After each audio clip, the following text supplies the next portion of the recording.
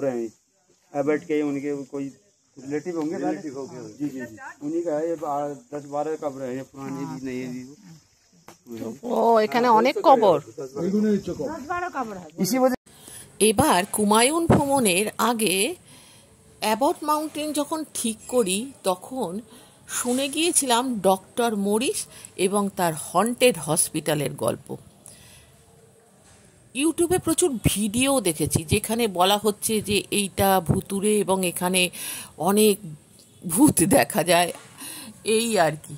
তো ভয় ভয় তো একটু ছিলই এবং সেই জন্যই অ্যাবট মাউন্টেনে পা দিয়েই প্রথমে এখানে যাই।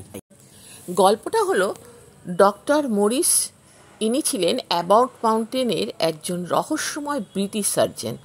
তিনি উত্তরাখণ্ডের অ্যাবট মাউন্টেনে একটি পরিত্যক্ত হাসপাতালে কাজ করতেন।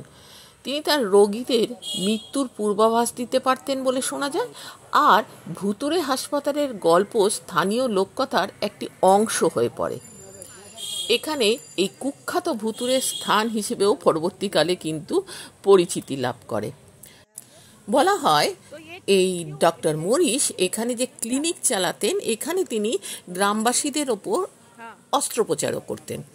তবে পরবর্তীকালে সময়ের সাথে সাথে গ্রামবাসীরা এখানে ভূত দেখা, ভয়ঙ্কর শব্দ, অদ্ভুত সব ঘটনার কথা জানাতে শুরু করে। অবশেষে বাংলোটি পরিত্যক্ত হয়ে যায়। আজ অবশ্য এখানে কেউই থাকে না।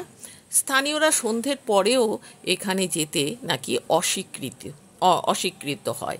কেউ কেউ বলে যে এখানে তারা এখনও পুরনো অপারেশনের রুম থেকে কান্না এবং ধাতব শব্দ পায়। আমরা কিন্তু কিচ্ছু পাইনি। আমরা কিন্তু পুরো সন্ধেবেলাতেই এখানে ঘুরেছি, এই যে দেখছো, এবং আমরা এই পুরো বাংলোটার ভেতরেও ঢুকেছিলাম। হ্যাঁ, এখানে প্রচুর কবর আছে।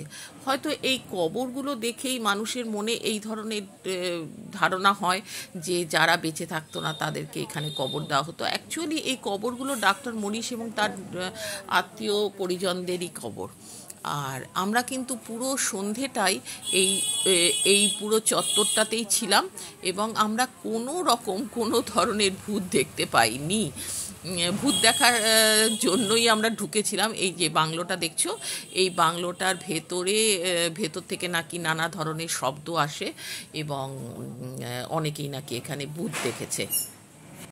ভূত দেখতে পাইনি, তবে হ্যাঁ এখানে প্রচুর জোক আছে। আমার ছেলের পায়ে জোক আটকে গিয়ে সে তো বেশ রক্তারক্তি কাণ্ড ঘটে যায়। তবে জায়গাটা কিন্তু খুব সুন্দর, আর এখান থেকে সূর্যাস্ত অপরূপ দেখায়। ডক্টর মরিসের একটা বাংলোও আছে, সেখানেও আমরা গিয়েছিলাম।